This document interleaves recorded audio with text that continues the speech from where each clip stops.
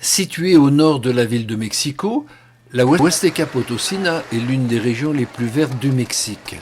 Elle est riche d'intérêts touristiques pour ceux qui ont le goût de l'aventure. Ce mariage traditionnel huastèque ne manque pas d'intérêt, avec ce rite particulier où le coq, malmené par le cavalier, symbolise le passage des ténèbres à la lumière. Dans la mythologie, le coq est associé à la victoire, à l'éloquence, à la vigilance, à la fécondité et à la lubricité. Il est ainsi résumé tout un programme pour le jeune couple.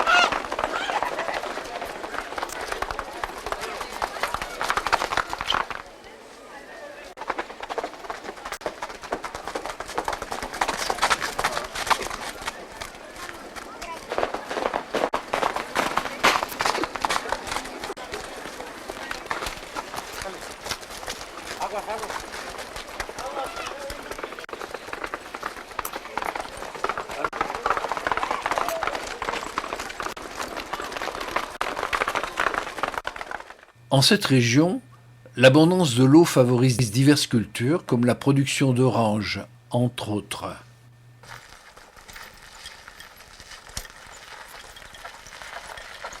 La laguna de la Media Luna est un lac d'eau douce, d'environ 30 degrés, et qui jaillit du fond en plusieurs endroits, dont le principal cratère se situe à 35 mètres de profondeur. Cette eau profite largement à l'irrigation de la région.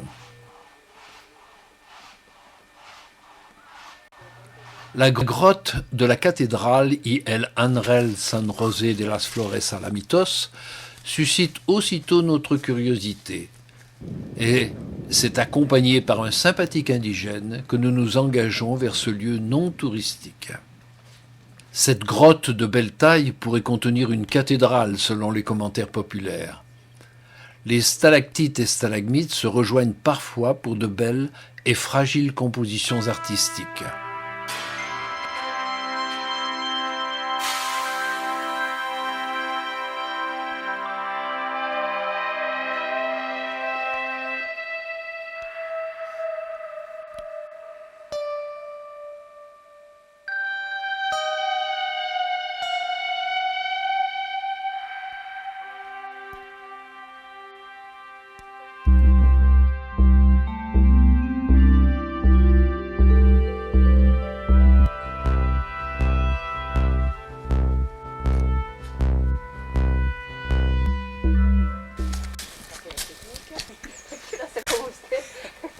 Le problème, c'est qu'elle a le cul lourd. On va voir ce qui va t'arriver. Voir. Allez, Bernardo.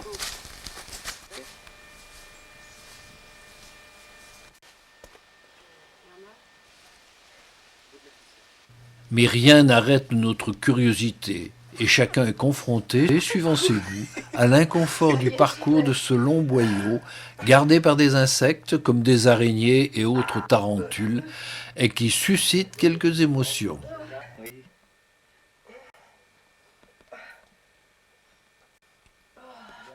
Mais la récompense en vaut la peine.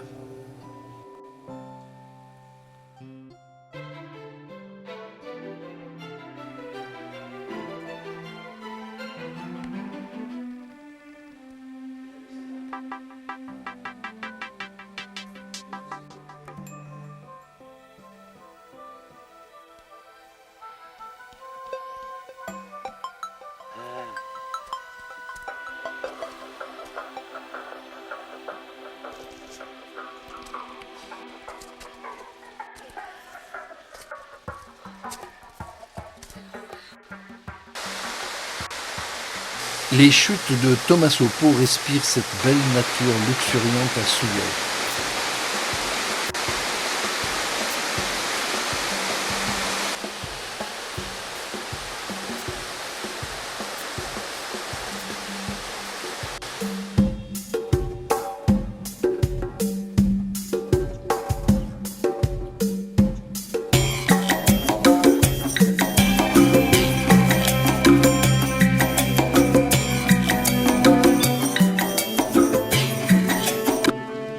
Une autre aventure nous attend, car nous avons rendez-vous aux chutes de Tamoul, hautes de 105 mètres, et qui se jettent dans le Rio Santa Maria.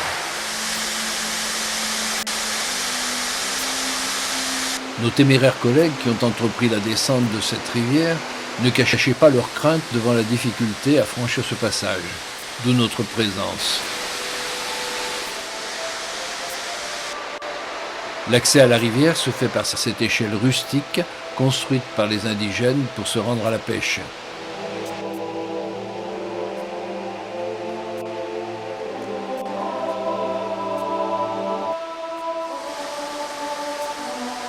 Et nous sommes pile au rendez-vous de nos amis.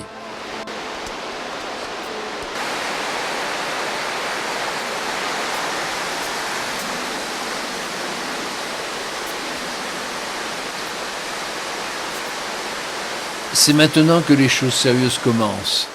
Il faut des bras vigoureux pour contrer le courant afin de rejoindre un premier abri.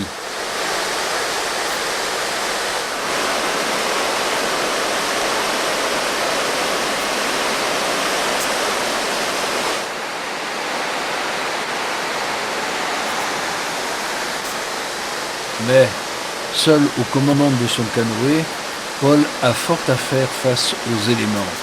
Et malgré son courage, il devra renoncer.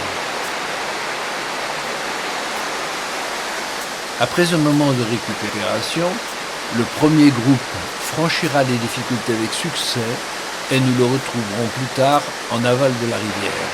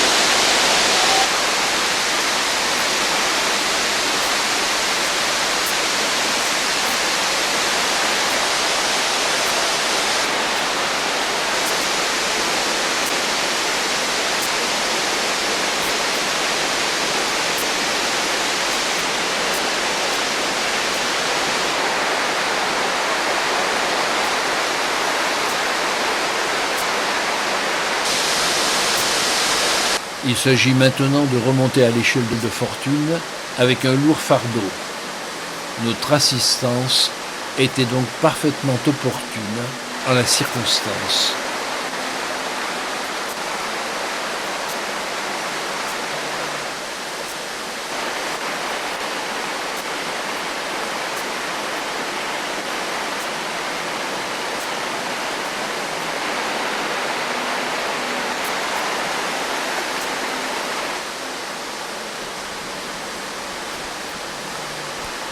Avance, c'est dégueulasse.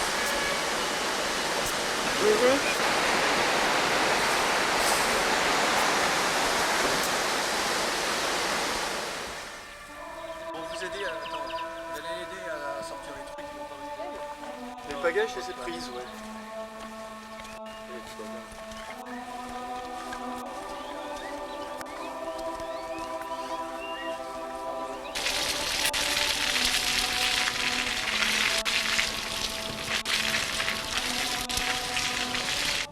Après une bonne nuit passée à l'hôtel Maria Dolores de Rio Verde, nous partons vers une nouvelle aventure.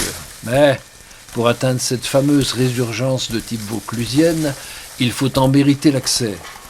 Cependant, la récompense est au bout de nos efforts. L'eau surgit de la roche avec un fort débit, mais nous ne résistons pas à la curiosité de plonger en apnée dans ce lac intérieur un peu mystérieux qui mériterait sans doute d'être mieux connue. L'étroitesse de la faille en amont limitera notre progression. Qu'importe, le plaisir de cette découverte occupera toute la place.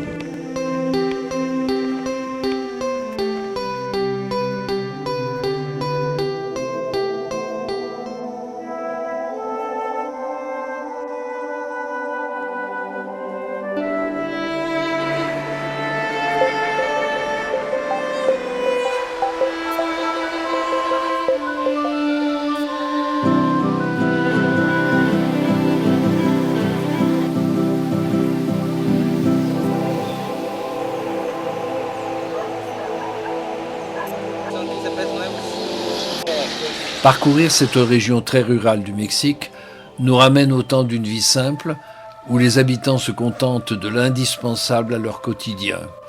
Quoi qu'il en soit, ce témoignage nous interpelle et nous renvoie immanquablement à notre propre confort.